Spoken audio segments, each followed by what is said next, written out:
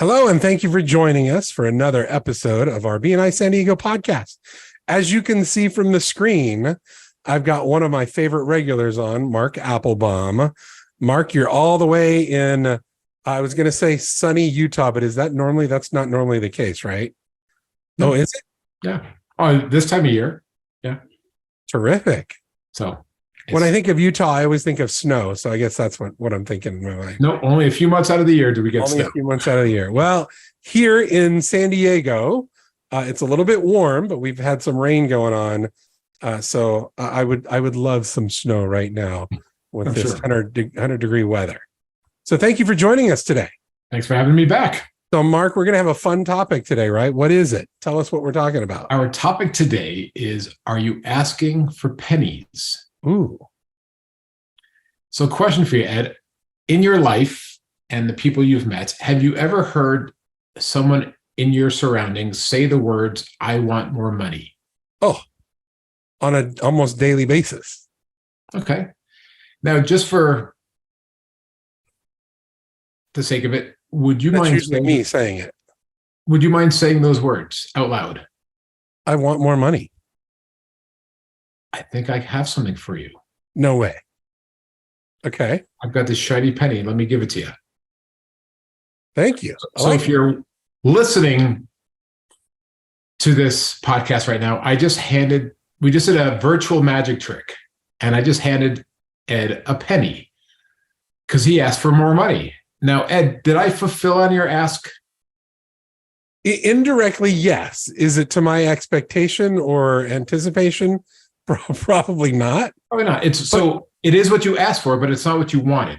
That's a great way to put it. Yes. Now, since this is a BNI San Diego podcast, do you ever hear members do their weekly ask, and it may not be exactly what they wanted, or they may not get what they wanted, but they get what they asked for? No, now you got my mind working, because yes, we see it all the time. And one of the things in BNI we teach members is specific is terrific. Yeah. A couple of months ago, I was talking to a leadership member about inviting people to their chapter. And he was telling me that one of the guys he invited had been in BNI before. And when he invited him, the guy said, well, I was in BNI, but all I got were these piddly referrals. Now, I don't know who the guy is. I don't know what he does. I don't know what he asked for. But is it possible, based on his ask, members were giving him what they thought was a great referral? It may not have been in his world, but based on what he said, like, I want more money, he got what he got. Yeah. Well, just like with this penny. Yeah. Like you said, I asked for, I want more money, and I got money, but it's not necessarily the amount of money or the type of money that I want. So absolutely. And we have to be responsible as members, as professionals, as business owners of the language we use, what we put out there. Is it going to attract exactly what we're asking for? And if we're being really general, we may get results, but it may not be exactly what we want. It's interesting because tomorrow morning, I've got a coaching call with several people, and holy moly, my mind is just exploding because of what I'm just experiencing in this conversation and how true it is. You really do get what you ask for. Yeah. Now, that's not always what we want. And I loved how you put the language we use is so incredibly important, because we could be getting exactly what we've asked for, but it's not necessarily what we want. Exactly. Now, again, back in the BNI world, years ago, this is probably 15 plus years ago, I used to hear insurance agents say, a good referral for me is anyone, because everyone needs insurance.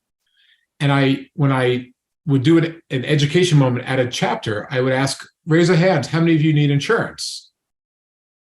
No. And it's kind of a trick question because I hope everyone in the room has insurance. But what they need is an exceptional insurance agent Ah, that that's a would do different. X, Y, and Z for them. But again, back to specific is terrific. I know, Ed, you've probably heard the term golden geese and golden eggs. Oh yeah, very much so. Like for a mortgage lender, a golden egg would be somebody buying or refinancing a home. Yep.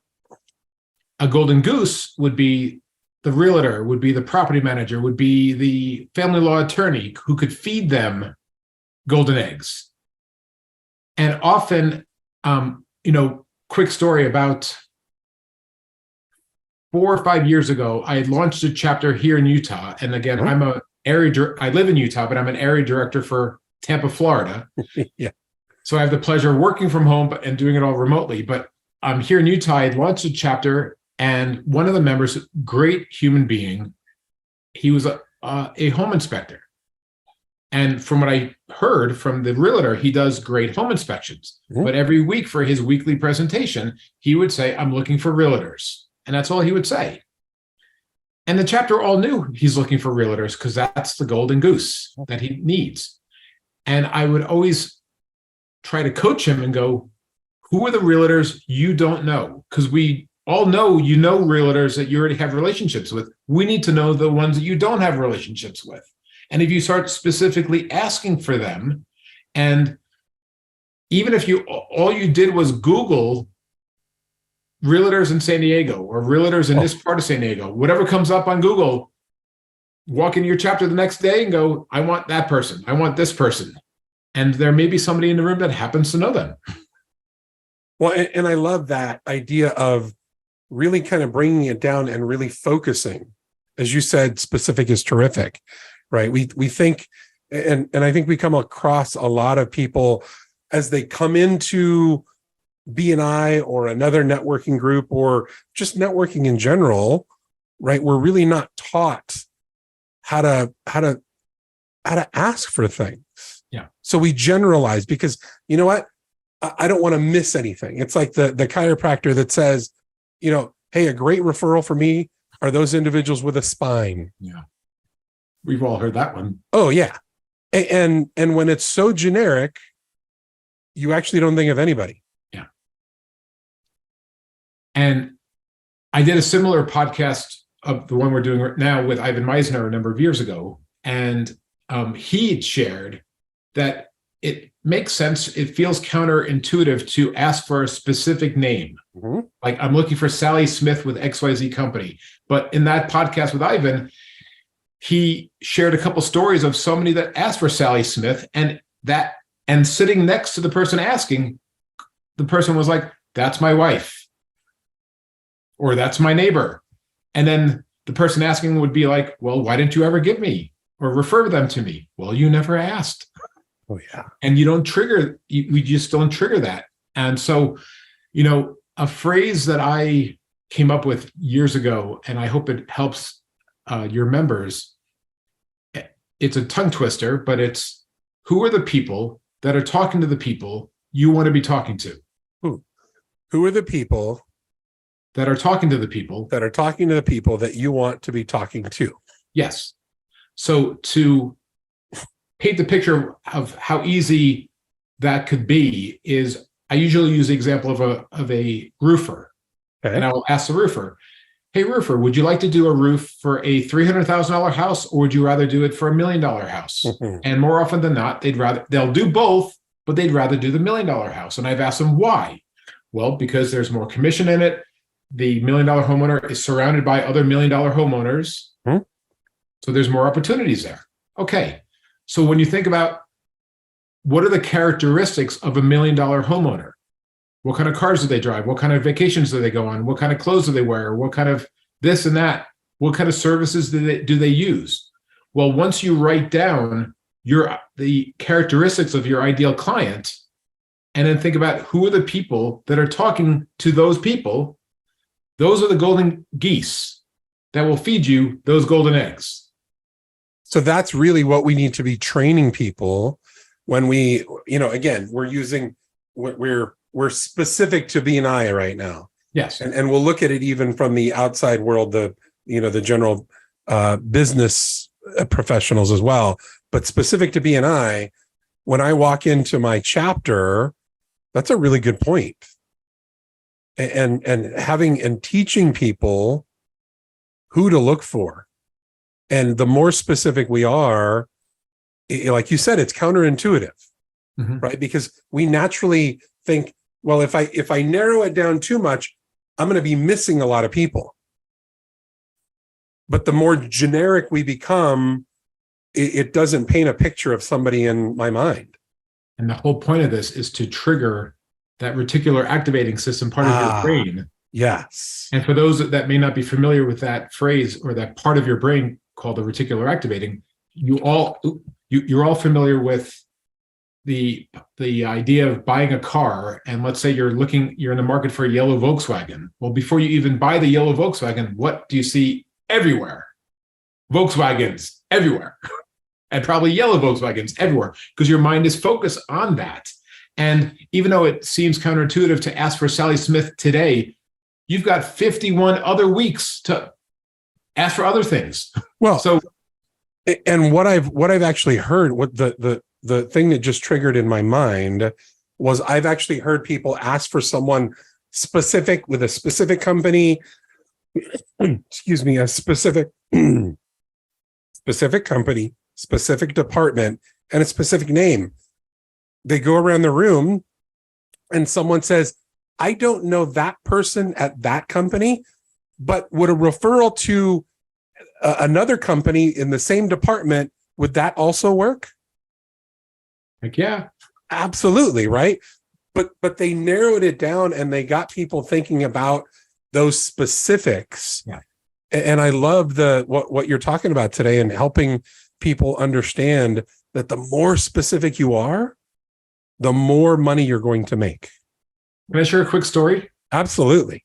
So a good friend of mine who's another director in Tampa, Florida, Danielle Stevens, her and her husband, Jeremy, own a design architectural firm called Bella Vita Designs in Tampa. And Danielle's in a chapter with about 55 members. Wow, good size. And she wanted to be introduced to somebody from HGTV. Okay. Week 1, she asked. Week 2, she asked. Week 3, she asked. Week 4, she asked for the same person. And finally, one of the members who didn't know the individual she wanted remembered that this member who was in Danielle's chapter, remembered that she was a member in a local chamber of commerce with this individual. They didn't know each other, but she knew that she was on the directory. And she sent this individual from HGTV an email saying, you don't know me, but I've got a friend named Danielle who's been asking for you for weeks and would love an introduction. And like that, they made an introduction. And Danielle's architectural firm is now on HGTV with the 100-Day Dream Home show. Oh, no way. Become great friends with the stars of that show, and they've been on at least twice, if not 3 times.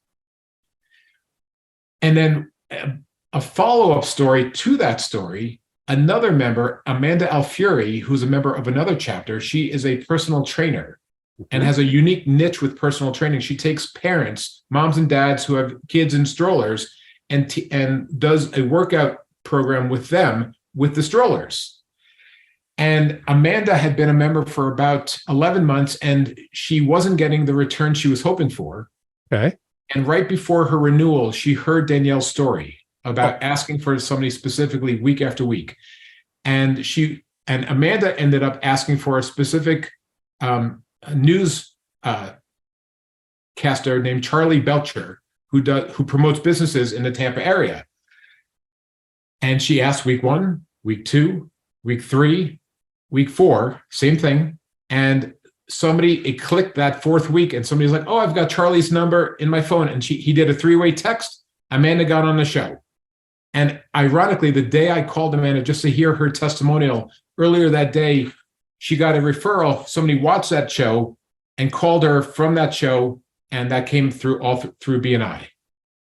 So what I'm hearing here, a couple of different things, right? First is know who you want to know, or know who you want. Make sure you know how to articulate who it is you want to be introduced to. And then secondly, you don't ask for it just once. Yeah.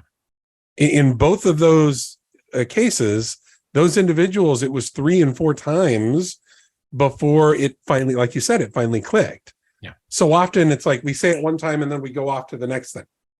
And we've got to be a little bit repetitive, not overly repetitive, kind of learning that sweet spot of how many is enough. Exactly. But when you do it and you do it in the right way, look what happens. You get exactly what you want. And as you said early on in the meeting, or in our podcast rather, and it just went right out of my head. You know, have those days, even during a podcast, you can have those loss of brain cells or whatever you want to call it at the moment. You gotta love that. Anyway, but yeah, just being able to learn how to ask, and not just learn how to ask, but learn how to ask for it several times, and teaching people in the room based on who you're looking for. But in order to do that, I have to know who it is that I want to meet. Yeah. You know, just saying, I mean, sometimes if you can get a hit or a referral off of someone that just pops into your mind. But in business, we're very intentional. I love that word, intentional. So my recommendation is that people be a little bit intentional about their weekly presentation or a weekly ask, and really doing a little bit of research on who you want to meet. Yeah. And then begin to ask for them is what I'm hearing from you.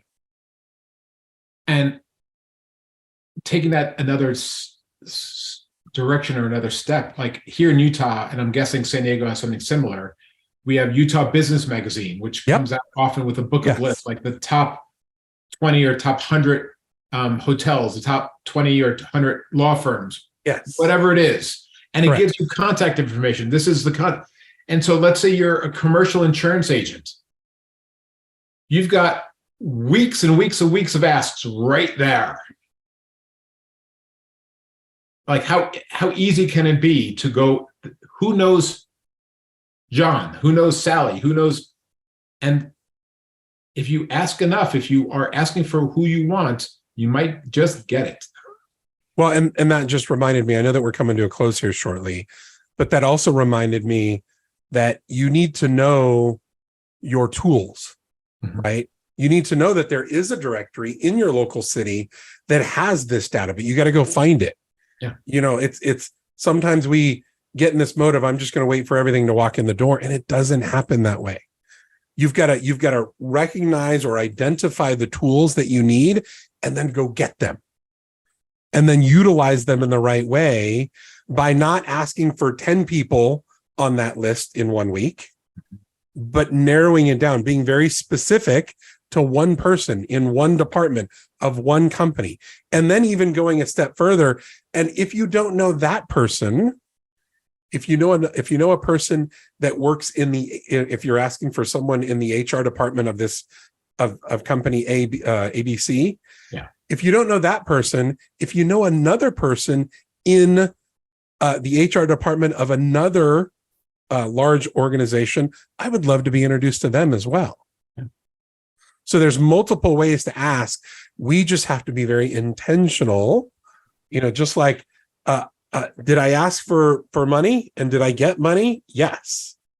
But you know what? Next time you ask the question, I'm going to ask for $100 instead of just being very specific, right? And we're such good friends, you might just get it. Well, Mark, thank you so much. It's always a pleasure. I have fun. It's great dialogue and bantering back and forth, and very thought-provoking. You know, sometimes we, as entrepreneurs and business people, we're so in the thick of everything that we don't take time to kind of take a deep breath and think about what we're about ready to do and who we're asking for and what we're asking for and the tools that are at our fingertips, we actually have to use them as well. Yeah. So thank you for joining us. I look Thanks forward for to having having me. you back on again. And who knows, maybe one of these times we can actually do it in person, side by side, in studio. That would be awesome. Or maybe on the beach down in San Diego. We'll bring all the You come out equipment to out there. Tampa. There we go. When it's snowing, I want to do a little bit of Not when it's skating. 100 degrees in Tampa. No. No, definitely not there. Again, thank you everyone for joining us today. Remember, specific is terrific. Take the time to do a little bit of research when you're asking for what you want. Don't make it so generic that you actually got what you asked for. It may just not be what you were really wanting. So take the time to kind of delve it down into the right way so that you can get what you really want. Again, Ed Wilson with our BNI San Diego podcast, and we look forward to seeing you back with us next week. Have a great week, Mark. You too, Ed. Thank you. Thank you. This episode of the BNI San Diego podcast has been brought to you by Cruise Productions, a San Diego-based video production company and proud BNI member. You can find us at the intersection where business and creativity meet, or online at cruiseproductionsinc.com.